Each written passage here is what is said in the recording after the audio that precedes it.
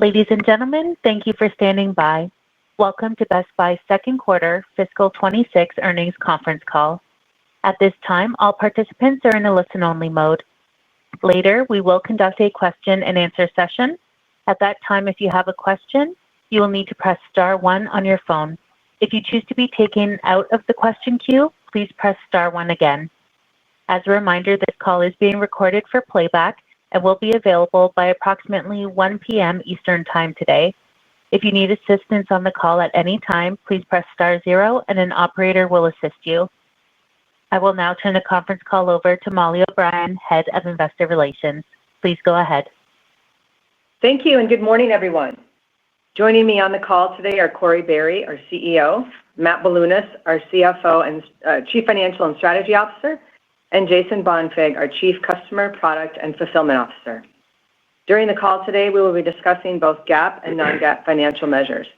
A reconciliation of these non-GAAP financial measures to the most directly comparable GAAP financial measures and an explanation of why these non-GAAP financial measures are useful can be found in this morning's earnings release, which is available on our website, investors.bestbuy.com. Some of the statements we will make today are considered forward-looking within the meaning of the Private Securities Litigation Reform Act of 1995. These statements may address the financial condition, business initiatives, growth plans, investments, and expected performance of the company, and are subject to risks and uncertainties that could cause actual results to differ materially from such forward-looking statements. Please refer to the company's current earnings release and our most recent Form 10-K and subsequent Form 10-Qs for more information on these risks and uncertainties. The company undertakes no obligation to update or revise any forward-looking statements to reflect events or circumstances that may arise after the date of this call. And now I will turn the call over to Corie. Good morning, everyone, and thank you for joining us. I want to and think it's important to start by acknowledging the horrific shooting that occurred at the Annunciation Church and Elementary School in Minneapolis yesterday morning, just a short distance from our corporate headquarters. Our hearts break for the young lives lost and their families who are grieving. And our thoughts are with the victims, their loved ones, and our community as we process this unimaginable tragedy. And with a deep breath, we will now turn to earnings. Today, we are very pleased to report better than expected results for the second quarter. On revenue of $9.4 billion, we delivered an adjusted operating income rate of 3.9% and adjusted earnings per share of $1.28. We delivered comparable sales growth of 1.6%, our highest in 3 years. This was driven by a mix of new technology innovation, our relentless focus on a seamless omnichannel customer experience, and our strong vendor partnerships. We grew sales in several product categories, including gaming, computing, mobile phones, wearables, and headphones. This growth was partially offset by declines in the home theater, appliance, tablet, and drone categories. We reported higher than expected growth in gaming, largely due to our successful Switch 2 release. We saw strong results not only in console sales, but also the related peripherals and software. We provided our customers with a smooth experience from the pre-order process all the way to getting the console in their hands at midnight on launch day and subsequent post-launch inventory drops. There was a lot of customer and employee enthusiasm for our June 5th midnight opening, and every store had lines of excited customers waiting to get in. I will add that in addition to Switch 2 growth, we also saw growth in other types of handheld gaming, as well as augmented reality glasses.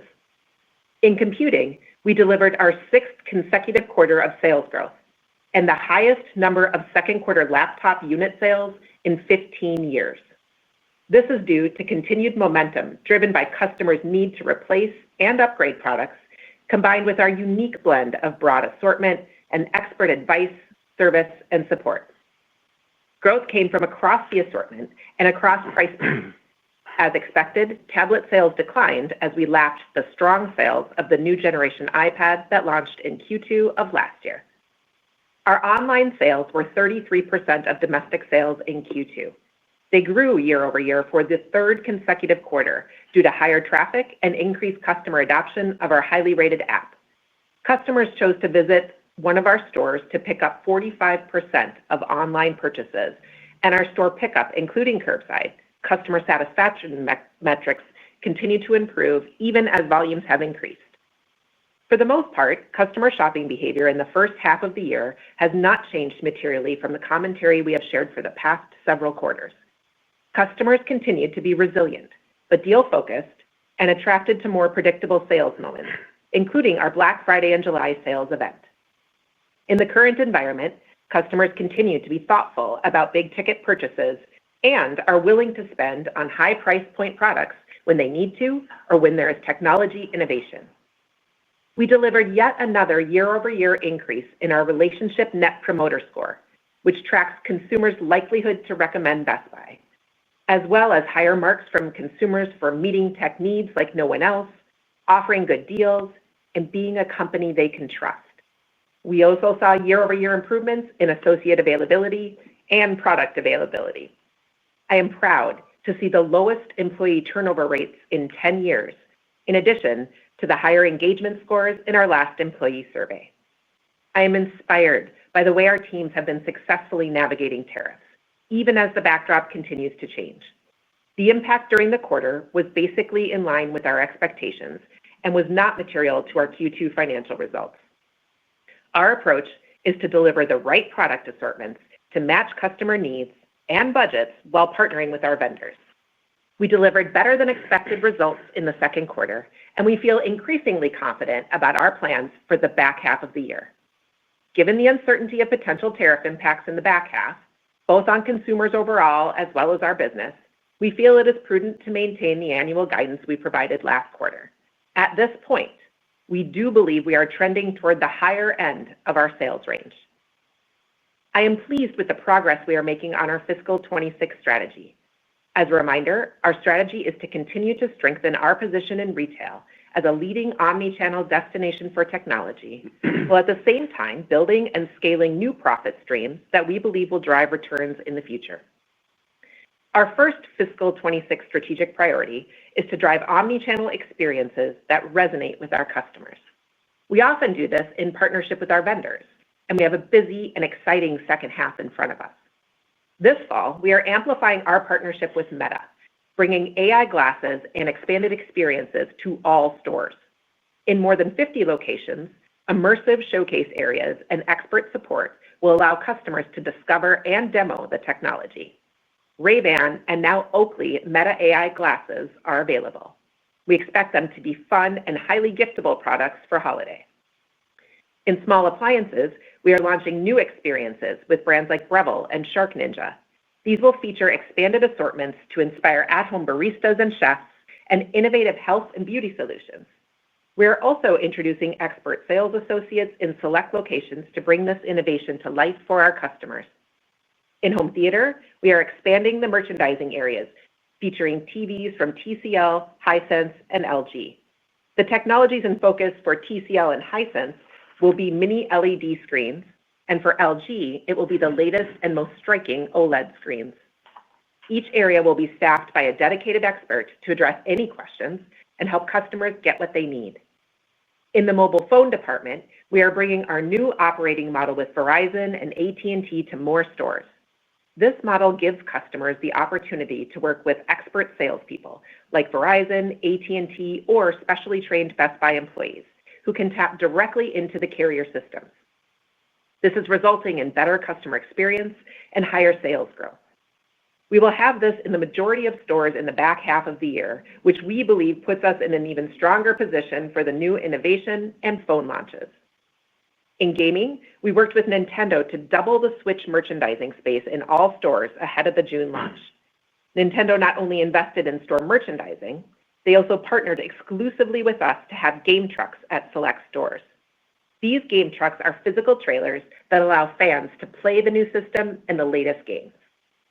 In computing, we provide customers with the help and inspiration they need as they upgrade or replace their products.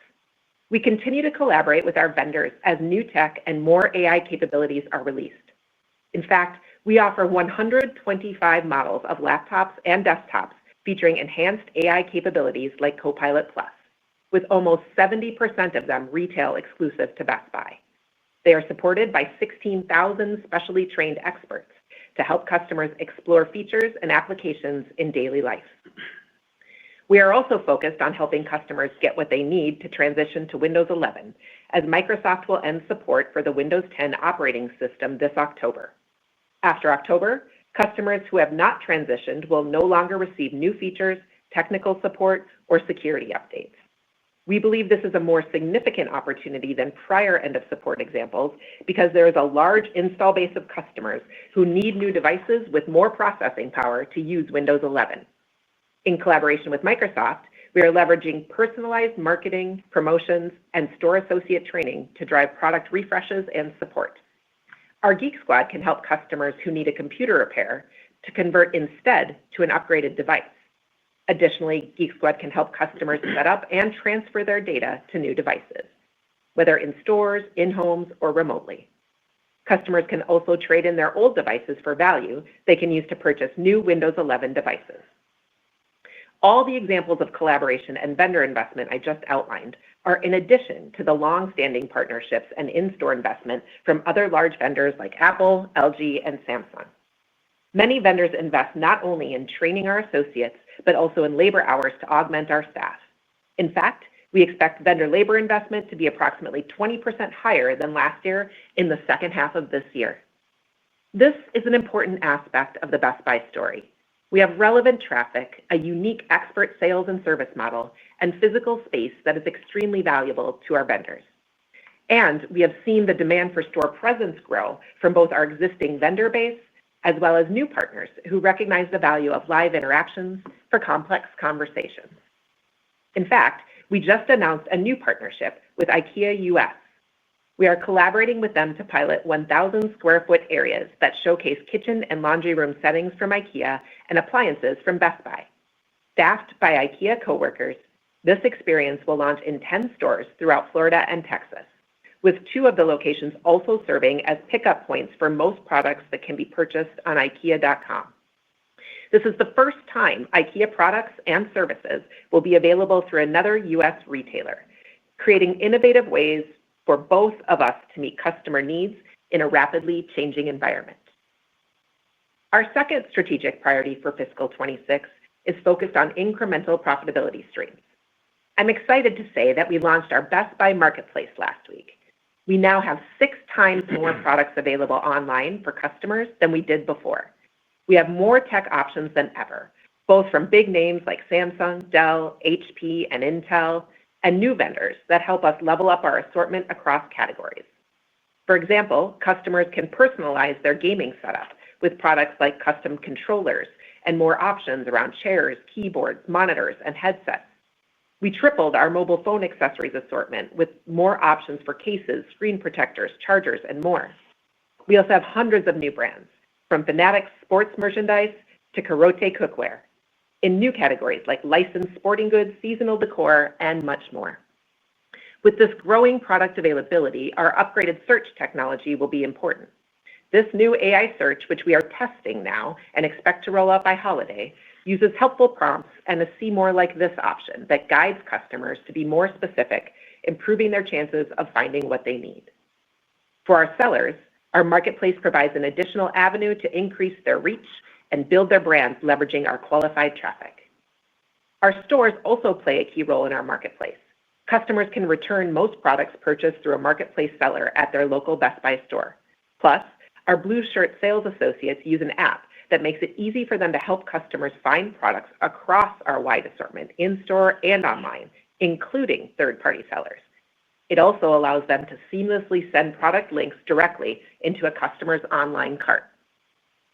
We continue to expect Marketplace to have a positive impact on our operating income rate in fiscal 26, even after startup costs, investments, and estimated cannibalization of our first-party product revenue.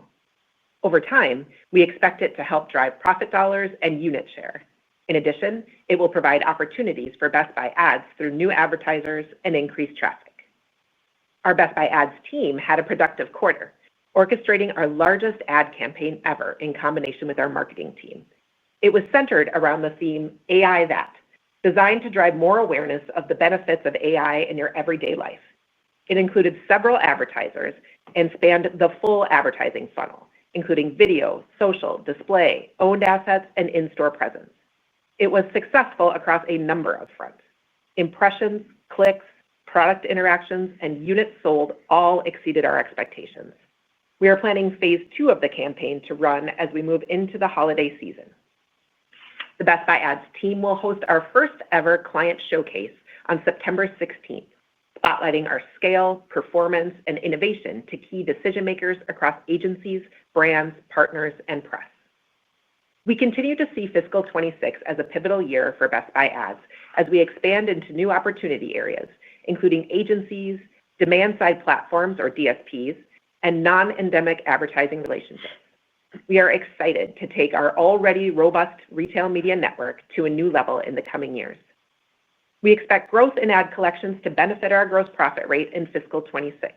From an operating income rate perspective, we expect a neutral impact due to the investments we are making in technology and talent. This brings us to our third strategic priority for fiscal 26. It is imperative that we continue our long-standing diligence around driving efficiencies and identifying cost reductions to help fund investment capacity for new and existing initiatives and offset pressures in our business.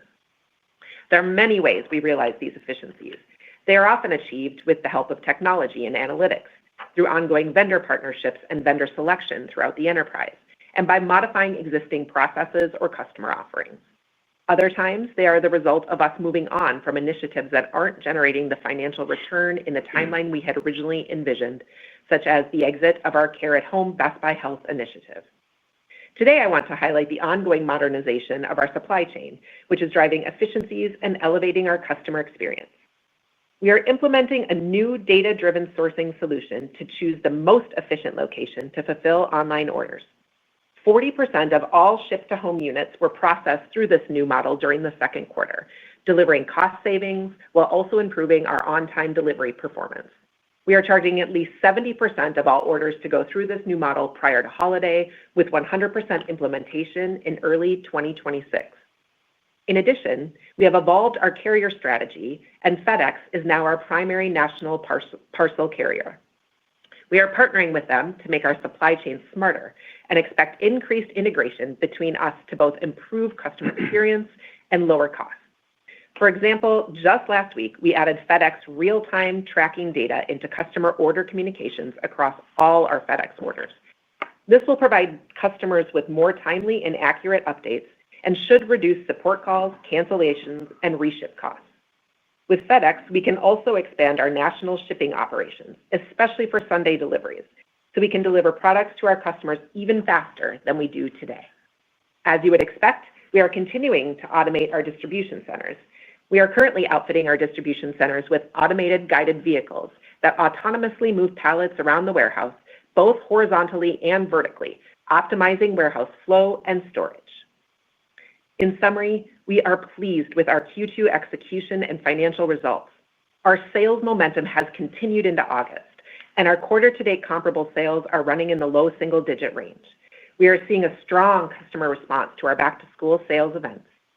These results demonstrate an important aspect of our thesis. Our model really shines when there is innovation.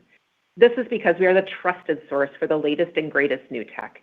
We have a broad range of assortments, in addition to unique in-store and digital experiences. We also have Geek Squad services to help our customers. And we are a true partner to our vendors, often working with them from early in the product development cycle all the way to launching products on our sales floor. In the back half of the year, we expect to drive continued growth in computing, gaming, phones, and augmented reality. We also intend to improve the performance of our home theater and major appliance categories in the back half of the year. We plan to do this through a blend of sharp pricing, assortment adjustments, increased marketing, expanded specialty labor, and faster large product fulfillment options. We are also excited about the launch of our marketplace and the opportunity to offer customers even more tech options. We wholeheartedly believe Best Buy is uniquely positioned to unlock what technology can do for every person in every moment. I want to sincerely thank all of our teams for their enthusiasm for technology, their customer service passion, and their determined execution during the quarter. And now, I would like to turn the call over to Matt for more details on our Q2 performance and fiscal 26 outlook. Good morning. Let me start with an overview of how our second quarter performed versus the expectations we shared with you last quarter. Enterprise comparable sales growth of 1.6% exceeded our outlook of being slightly down to last year. Our adjusted operating income rate of 3.9% was 30 basis points better than expected, which was largely driven by SG&A leverage from the stronger sales. Our gross profit rate declined 30 basis points to last year versus an outlook of being approximately flat. This was primarily driven by a higher mix of sales coming from lower margin categories such as gaming and computing. I will now talk about our second quarter results versus last year. Enterprise revenue of $9.4 billion increased 1.6% versus last year. Our adjusted operating income rate decreased 20 basis points compared to last year, and our adjusted diluted earnings per share decreased 4% to $1.28. By month, our enterprise comparable sales were down approximately 1% in May before increasing to almost 3% in both June and July. These results included lapping last year's strong tablet performance in May, as well as the successful launch of the Switch 2 in June. In our domestic segment, revenue increased 0.9% to $8.7 billion, driven by comparable sales growth of 1.1%. From a category standpoint, the largest contributors to comparable sales growth were gaming, computing, and mobile phones, which were partially offset by declines in home theater, appliances, tablets, and drones. International revenue of $740 million increased 11.3% versus last year, which was primarily driven by comparable sales growth of 7.6% and revenue from Best Buy Express locations that opened in Canada after the second quarter of fiscal 2025. From a category standpoint, consistent with our domestic segment, the largest drivers of comparable sales growth were gaming, computing, and mobile phones. Our domestic gross profit rate decreased 10 basis points to 23.4%. This was primarily due to lower product margin rates, partially offset by rate improvement within the services category. The lower product margin rates were primarily driven by the higher sales mix of lower margin categories. Our international gross profit rate decreased 210 basis points to 21.8%. The lower gross profit rate was primarily due to lower product margin rates, which were also largely driven by higher mix of lower margin product categories. Moving to SG&A, where our domestic adjusted SG&A increased $19 million, primarily due to 1, compensation expense, which included higher medical claims, 2, lapping last year's favorable legal settlement of approximately $10 million, and 3, technology investments. The previous items were partially offset by reduced Best Buy Health expenses. As we continue to narrow our focus on our strategy, we incurred $114 million of restructuring charges in Q2 FY26, associated with the enterprise-wide restructuring initiative that commenced in the quarter. Year to date, we have returned a total of $568 million to shareholders through dividends of $403 million and share repurchases of $165 million. For the year, we still expect to spend approximately $300 million on repurchases. Moving on to our full year fiscal 26 financial guidance. We are encouraged by our better-than-expected second quarter results and the momentum to start the third quarter. As Corie shared earlier, we are maintaining the annual guidance we provided last quarter. At this point, we do believe we are trending towards the higher end of our sales range. As expected, the tariff situation has continued to evolve since our last call. The tariff rates have increased since May. However, we believe the estimated impacts of the higher rates still fall within our previous guidance range. Consistent with our comments last quarter, due to mitigation efforts by both vendors and by Best Buy, the increased product costs that are flowing to us are expected to remain lower than the tariff rates. Our reiterated enterprise guidance for fiscal 26 is the following: revenue in the range of $41.1 to $41.9 billion, comparable sales of down 1% to up 1%, adjusted operating income rate of approximately 4.2%, an adjusted effective income tax rate of approximately 25%, adjusted diluted earnings per share of $6.15 to $6.30, and capital expenditures of approximately $700 million. Next, I will cover some of the key working assumptions that support our guidance. We still expect our annual gross profit rate to be slightly unfavorable compared to last year. In the second half of the year, we expect gross profit rate pressure will be similar, if not a little higher, than it was in the first half of the year. When compared to last year, the more notable gross profit rate drivers for the second half of the year include: first, our product margin rates are expected to be unfavorable largely due to a higher mix of lower margin products and our plans to remain competitively priced. The lower product margin rates are expected to be partially offset by: one, the rollout of our U.S. marketplace; two, improved profitability from our services category; and three, growth from Best Buy Ads. Now, moving to our adjusted SG&A expectations. As a percentage of revenue, we expect our adjusted SG&A to be slightly lower than fiscal 2025. The most notable puts and takes for the second quarter of the year include the following. We continue to expect benefits from ongoing efficiencies and effectiveness work streams, including Best Buy Health. Partially offsetting these items are SG&A increases in support of our Best Buy Ads and marketplace initiatives, which include advertising, technology, and employee compensation expense. The high end of our guidance reflects incentive compensation that is approximately flat to last year. From a phasing standpoint, we expect Q3 to be higher than last year and Q4 to be lower. Lastly, the low end of our guidance reflects our plans to further reduce our variable expenses, including incentive compensation, to align with sales trends. Before I close, let me share a couple of comments specific to third quarter. We expect our third quarter comparable sales growth to be similar to our second quarter performance. In addition, we are planning for an adjusted operating income rate that is approximately flat to last year's rate of 3.7%. I will now turn the call over to the operators for questions. Thank you. If you would like to ask a question, please press star one on your telephone keypad. If you would like to withdraw your question, simply press star one again. Please ensure that your phone is not on mute when called upon. Thank you. Your first question comes from Seth Sigman with Barclays. Your line is open. Great. Hey, good morning, everyone. I wanted to focus on market share this quarter and around some of the bigger events that you mentioned. I think last quarter you highlighted some weakness in Q1, but I realized there's different seasonal dynamics in Q1. So just curious how that played out this quarter, and then I have a follow-up. Thanks so much. Good morning. So we say it every time, and I'm going to say it again. There is no great single source of share information for our categories. But that being said, as we try to cobble together all the different sources that we have, we do feel better about our share position this quarter. We feel like we had some good momentum here in Q2 and at least felt like we had flattish share overall. And obviously, to your point, we feel like share is a long game conversation for us. It has some variability quarter to quarter, but what we're trying to do, and I think you can see it in the prepared remarks, is really position ourselves on our front foot across categories, and especially in those places where we think we can really differentiate, like gaming and computing. Okay, thank you for that. And then if you could just bridge us to the third quarter comps being similar to Q2. Q2 obviously had the Switch launch. If we look at Q2 comps, excluding the entertainment category, you would say that the rest of the business would have been down low single digits. So is it that the Switch benefit continues, or are there other drivers that we should be thinking about? Thank you.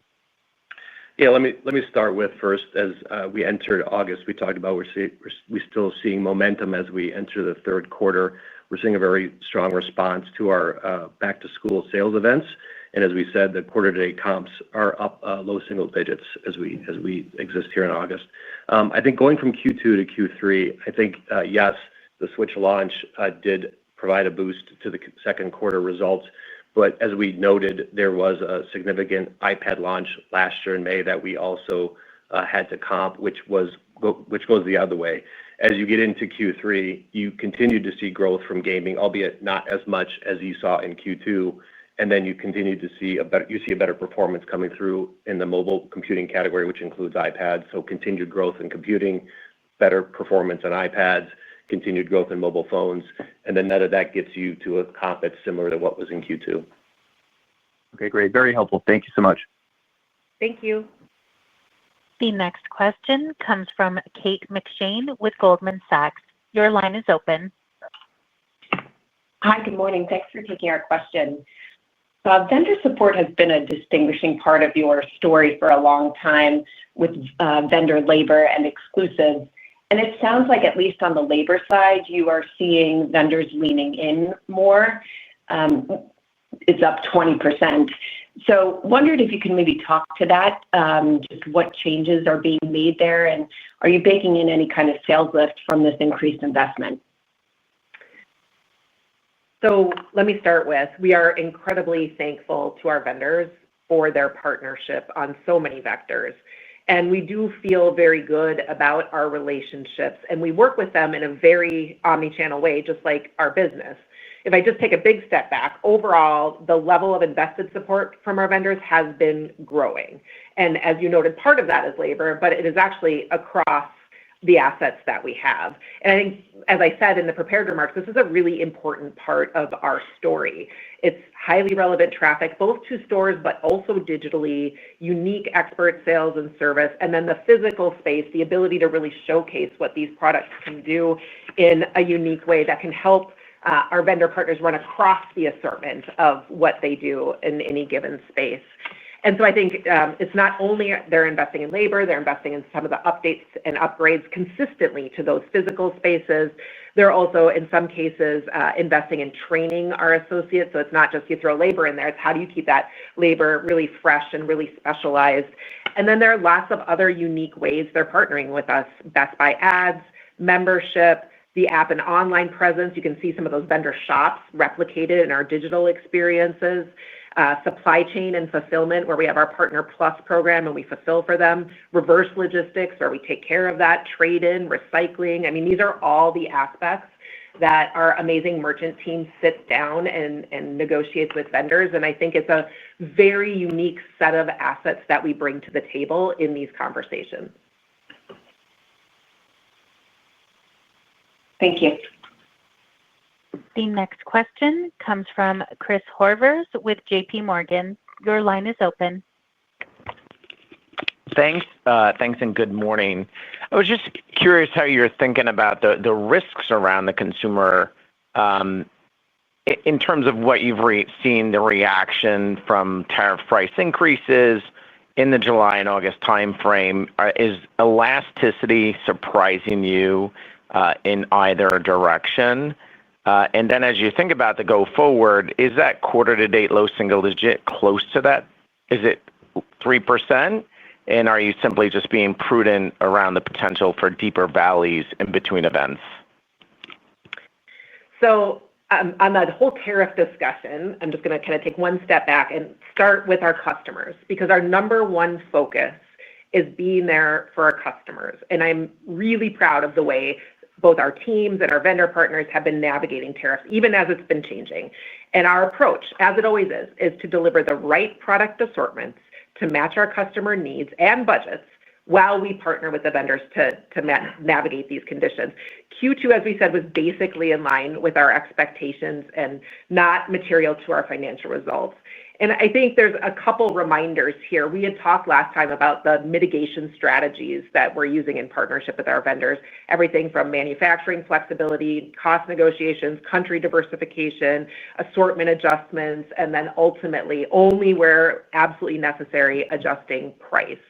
And I think at this moment, it's important to also remind you, we only directly import 2 to 3% of what we sell. So that means, as it relates to tariffs, some vendors are clearly communicating cost increases. Some are adjusting promotions. Some are planning to potentially increase prices with new product introductions, which always happens in our space. And some are just not increasing them at all, given these are very, very global supply chains. And so I think what we saw in Q2 is what we expected. Those strategies, when they're all put together, are ensuring that those cost increases are much, much less than the overall effective rate of the tariffs, because we're able to put so many of those other mitigation strategies into play. Yeah, and in terms of Q3, I think as we talked about in August, we're in that low single-digit range, seeing a good performance from back to school. We're also very cognizant as you get into September and the last part of September and October, that the events start to slow down in the build-up to holidays. So you oftentimes see a slowdown in business a little bit into October as people are waiting for those holiday deals to come. So our guide would reflect the fact that we're starting the quarter strong, feel good about the momentum, but also recognizes that sometimes there is a little bit of a slowdown as you head into the deeper holiday season. Understood. And then, as it relates to the Switch 2, if you look back to the last launch, the strength really persisted in that category, and actually the fourth quarter was pretty close to the entertainment category comped pretty close to what it comped on the launch period. How are you actually planning that as you do get into the fourth quarter? Obviously, entertainment does go up in the mix, and so would you expect some comp acceleration in the fourth quarter? And just one clarification, you mentioned you expect sales to trend to the high end of your guidance. Does that also translate to earnings? Thanks very much. Yeah, so maybe I'll start with the last part of that question. We are saying we are trending towards the higher end of our sales guidance. Clearly, to the extent we can drive a better operating income performance based on those higher sales, we will continue to strive to do that, but we have not changed the OI rate guide for the year so far. In terms of gaming, and what I would say is we are planning to see gaming growth in Q3, and as you get into Q4, clearly we're planning that based on the knowledge of availability of the Switch 2 console. Gaming is always a big part of a holiday sales performance, so clearly there is some level of expectations. And I think the team's ability to deliver on a really strong launch in Q2 in that event, and just how we show up in the store and online, does give us comfort and confidence in our ability to get the product we need to deliver on the sales expectations that we have. So clearly, gaming is always big in Q4, so we'll see. But if you do apply the Q3 guide, it kind of infers that the Q4 guide is pretty similar to what we're going to see in Q3. And then specific to the gaming category, we're obviously very pleased with our performance in Q2 and what happened with Switch. We did have really strong momentum from a market share perspective in gaming heading into that, which we're proud of. But we're also proud of the fact that accessories and software, we performed very well in those two areas in addition to it. The other part that is sometimes missed is it's not just Switch 2. Gaming in total is strong for us. So handheld gaming, not including Switch, things that have either the Windows operating system or the Steam operating system, also grew at a pretty significant rate in Q2 as well. And we think that there's a lot of momentum on all those things included. So obviously, Switch will continue to have great demand all the way through the rest of the year into Q4. And then there's also some new products launching that are partnerships between Microsoft and Asus that will also bring demand in total. So we're excited about our total gaming portfolio, and we feel well positioned to take advantage of that for the rest of the year. Great. Thanks very much. Have a great Labor Day. Thank you. You too. The next question comes from Steve Forbes of Guggenheim. Your line is open. Good morning. Corie. Good morning. Corie, Matt, I wanted to focus on the post-Labor Day promotional calendar. And the thought here is we're hearing the potential for a change in frequency of promotional events, maybe less about change in depth of those promotional events. So let's just love to get your thoughts on how the depth and frequency of events are slated for this year relative to last year, and sort of how that impacts your ability to forecast the business, given your comments around how the consumer is more attracted to those events. I think one of the team's strengths is the ability to very carefully plan out, especially as it relates to the back half, a compelling promotional calendar. And like any year, you're going to find those right moments where you think the consumer is going to be most open to those promotional events, and then you're going to plan across your assortment. And it goes back to something that actually I should have said in the earlier tariff answer. This is a really promotional category. And that means all of us are, in partnership with vendors, all of us are working to stimulate demand from our consumers, and all of us are working to position at the right time. In general, we have seen both breadth and depth of promotions higher than last year, and we assume that will continue, and that is reflected in the guide that we gave. And we are going to try to find those right moments to ensure we are competitive, like Black Friday in July, which was quite successful for us, so that we are showing up and we are resonating with our customers. And then maybe following up on that, right? So breadth and depth higher than last year. I think, given the tariff pressures in net terms, I think there was a lot of conversations within the expert networks over the past 3 months about just sharing of the cost and maybe an increased percentage of share being pushed down to the retail community. I guess love to just hear your thoughts on just control over gross margin, right, as we approach that holiday selling season. So, look, all of us are working in partnership, especially in this category, to be there for our customers and drive demand. And that is priority one for everyone together. We are going to go into the level of detail of talking about exactly who shares what, but of course I'm going to say that it varies by vendor and it varies by product category. And as I said before, when we have been seeing increased costs, it is materially lower than the overall effective rate. And that's because every vendor is taking their own approach to how they think about navigating this backdrop. Like I said, some have already communicated cost increases. You can see that in some of the older gaming platforms as an example. Some are adjusting promotions. Some are planning cost increases with new launches. Some are balancing this across the whole global supply chain and maybe not adjusting costs here in the U.S. And so for us, this is just and this is frankly what our vendors do all the time. This is making sure that we have the broadest assortment, opening price point to more premium. That is an advantage that we have as an only consumer electronics retailer, so that whatever the budget is of the person walking in the door, we've got something that matches that budget. And so far, I think we've been able to do that. I appreciate the color. Thank you. Next question comes from Michael Lasser with UBS Financial. Your line is open. Good morning. Thank you so much for taking my question. Best Buy has long talked about the profit pool associated with core consumer electronics retail not really growing, and Best Buy was either going to have to harvest a greater share of the profit pool or serve other categories such that it was able to drive growth in the overall enterprise. How are you looking at this now, especially in light of the challenges that have been realized by serving healthcare and home furnishings, and the prospect that increasingly your competitors could push down the overall core profit pool to harvest profits in other ways and through other streams? Thank you very much. Yeah, thanks for the question, Michael. I think what you'll see in our prepared remarks, we focus a lot on our strategies. And there has been a lot of dynamic shift over the last number of years in CE. One of those shifts has been a proliferation of third-party sellers in a lot of our categories. And you're seeing us now launch a marketplace to help us strengthen some of those places where unit share has been harder to capture because so much of that's being delivered from a third-party marketplace.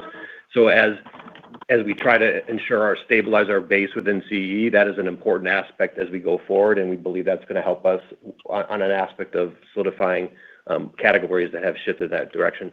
We're also working on growing our ad business, and growing that ad business actually provides a bit of fuel for us so that we can continue to reinvest back into things like price, reinvest into things like the customer experience, and into driving awareness.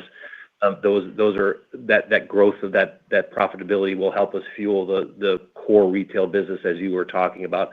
Those are a couple of examples of how we are evolving our strategy to move forward, which helps us move beyond maybe just harvesting the business in terms of being more aggressive in terms of like how do we grow the business more proactively in the future. The last thing that I would add, Michael, is even as it relates to the core business, our priority is driving those amazing experiences for our customers. And we highlighted on the call so many ways that we do that in partnership with our vendors. You can imagine we are continuing to expand and deepen those relationships so that we provide not just the SKU for SKU competition with others, but this really broad, really immersive technology experience that is different. And we are the only place where you get that kind of breadth which means we get to partner with people like Roku or Amazon and bring to life these experiences, not just for the hardware, but also in terms of how we think about connecting with our customers on the software side. We also talked about the upgrades from Windows 10 to 11. So these relationships are deeper than just let's go fight it out on the SKU for SKU hardware level, but we will do that. They're also about us being the one place where you can come and see all of these brands and all of these operating systems. And you can imagine that behind the scenes, we continue to navigate that in partnership with our vendors to bring these things to market uniquely. Okay.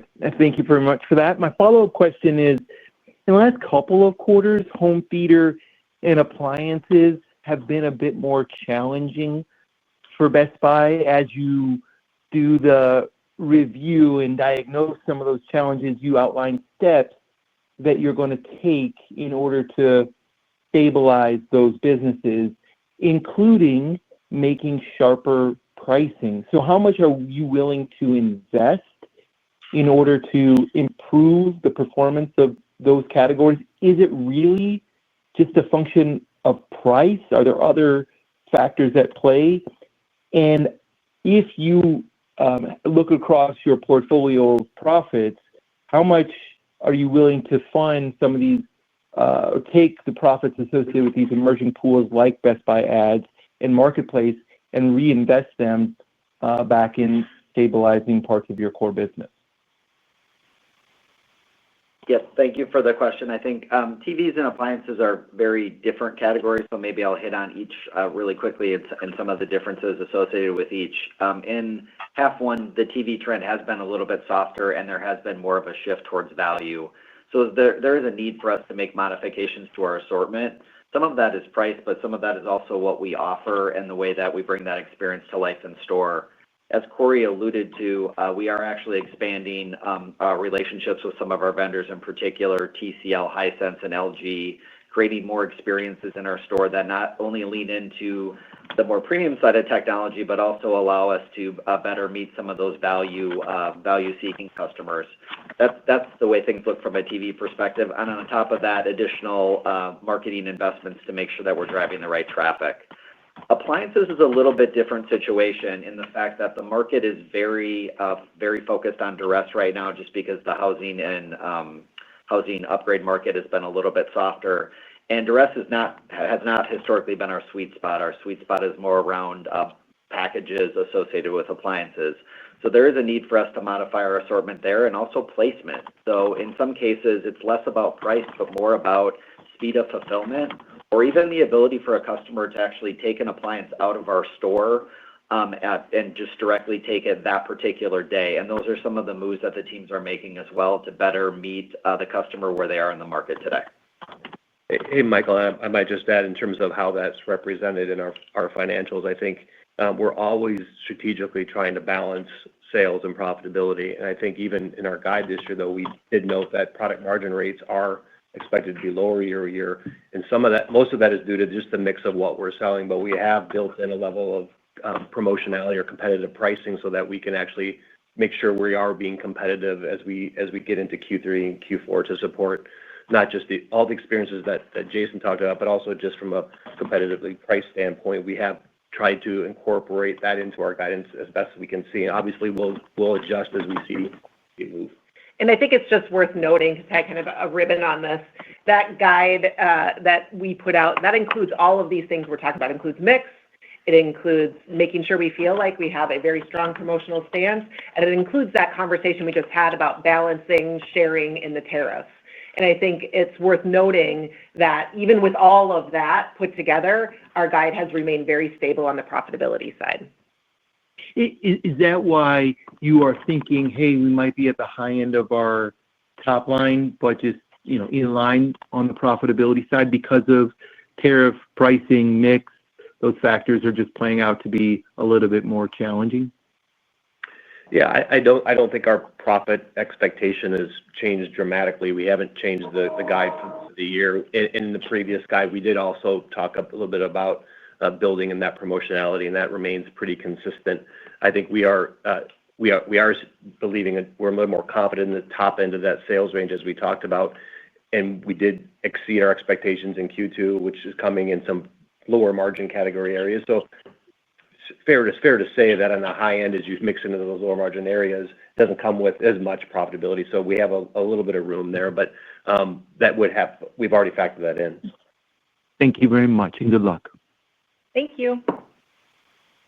The next question comes from Anthony Chukumba with Loop Capital Markets.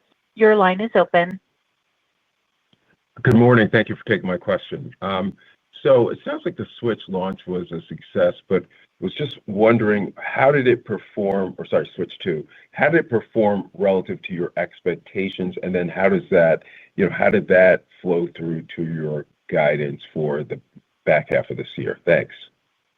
Yeah, I mean, we did exceed our sales expectations in Q2, and a big part of that was our performance coming from the Switch launch. So fair to say that that was a significant part of the beat to our expectations in Q2.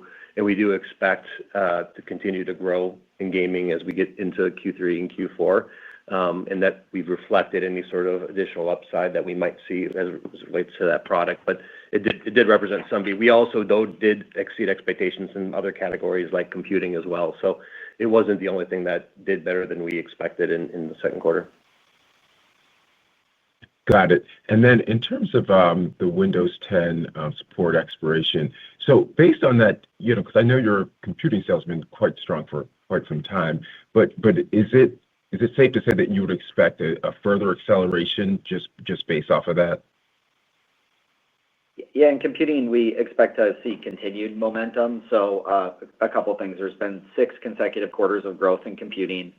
In Q2, as Corey mentioned, we actually had the highest laptop volume in Q2 than we've had in 15 years.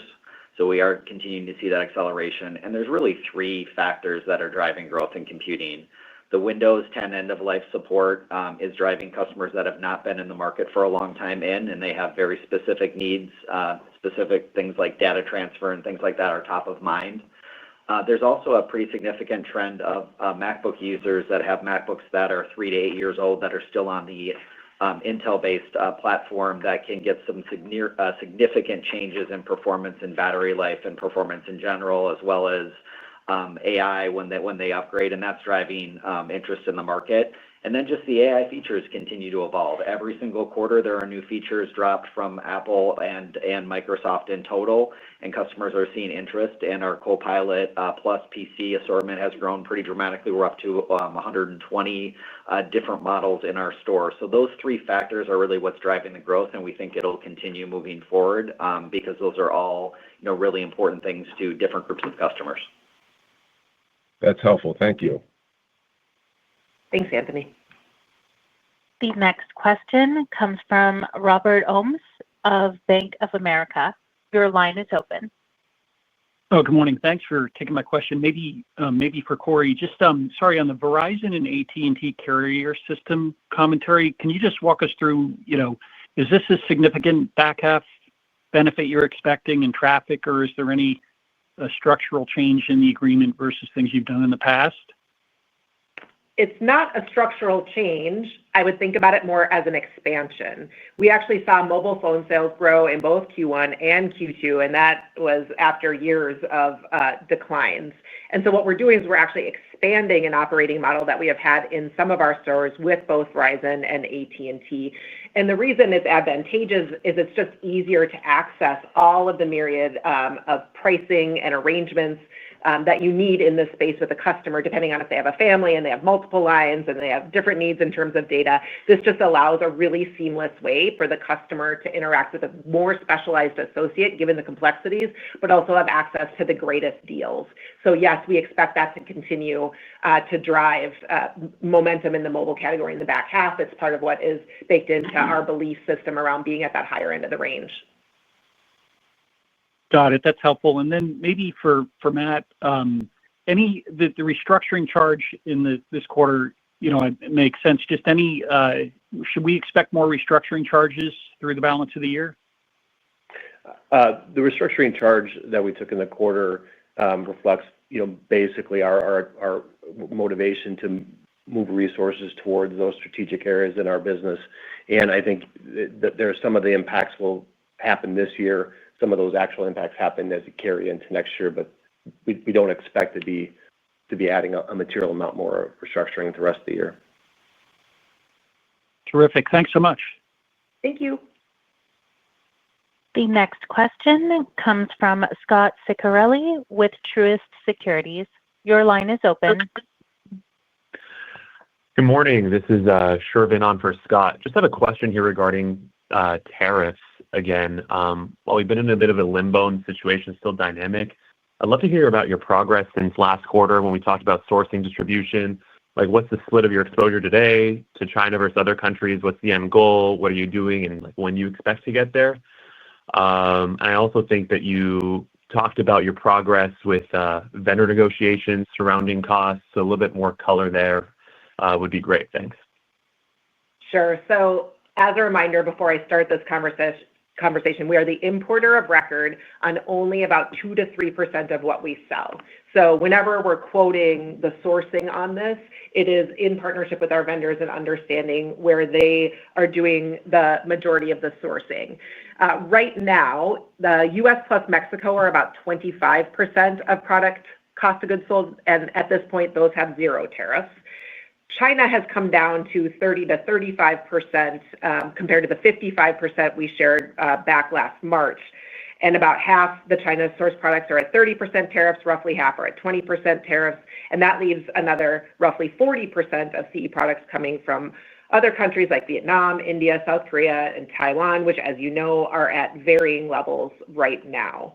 And so the kind of blended effective rate of all that is about 16% versus the 12 to 13% we shared with you.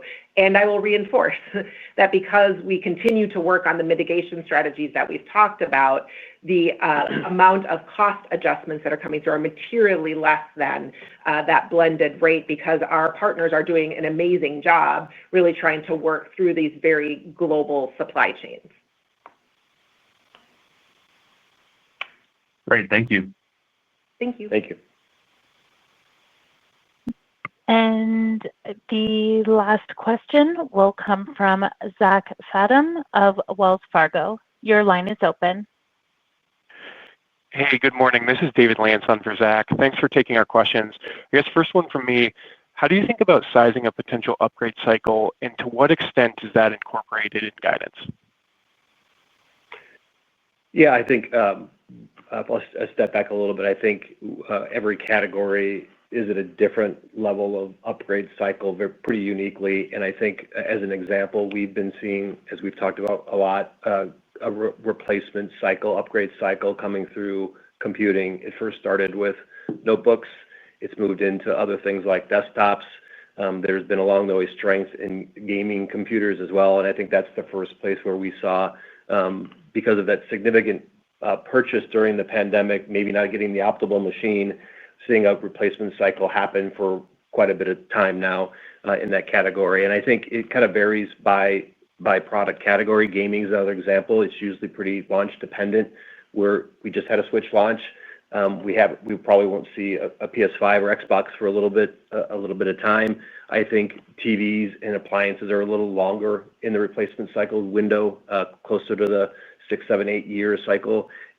Probably not seeing a large level of replacement happening there, although there is a lot of innovation happening in some aspects of those categories, like extra large televisions that didn't exist, years ago. So I think every category is a little bit different. I think broadly our business shines when there's innovation, and so it's always some combination of needing to replace the technology in your life, but also being interested and curious about new innovation that's coming. That both of those things combined is kind of where we do our best work. And so we aren't quite back all the way on an innovation or replacement cycle, but we see the momentum building in a number of the different categories.